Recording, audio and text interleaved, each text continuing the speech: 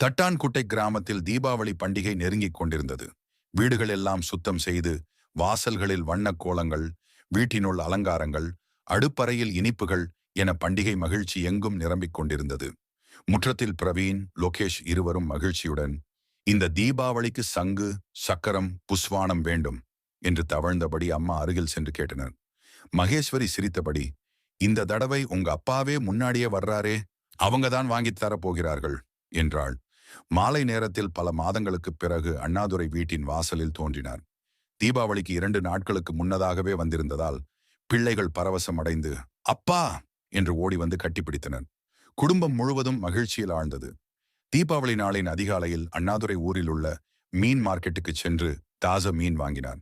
இந்த வருடம் பிள்ளைகளுக்கும் மகேஸ்வரிக்கும் சுவையான விருந்து பண்ணணும் என்று நினைத்தார். வீட்டுக்கு வந்து அவர் உற்சாகமாக சமையலில் இறங்கினார். அவர் சமையலறையில் 2 வகைகள் செய்தார். மீன் குழம்பும் மீன் வறுவலும். பிரவீனும் லோகேஷும் காத்திருந்து சிரித்தபடி பார்த்தனர். இந்நேரத்தில் மகேஸ்வரி சிரித்தபடி, எனக்கு மீன் குழம்பு அவ்வளவாக பிடிக்காது, ஆனா உங்க கையாலான மீன் வறுவல் சுவைதான் ரொம்ப பிடிக்கும் என்றாள்.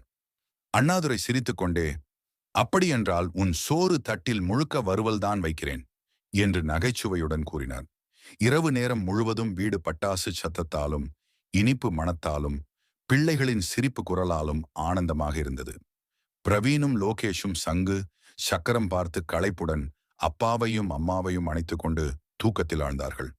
தீபாவளியின் உண்மையான மகிழ்ச்சி விளக்குகளிலும் பட்டாசுகளிலும் மட்டுமில்லை, குடும்பம் ஒன்று சேர்ந்து அன்புடன் சிரிக்க, சாப்பிட, வாழும் தருணங்களில்தான் திருவிழாவின் உண்மையான ஒளி இருக்கிறது. இந்த கதையை தொடர விரும்பினால் சப்ஸ்கிரைப் செய்து பார்க்கலாம்.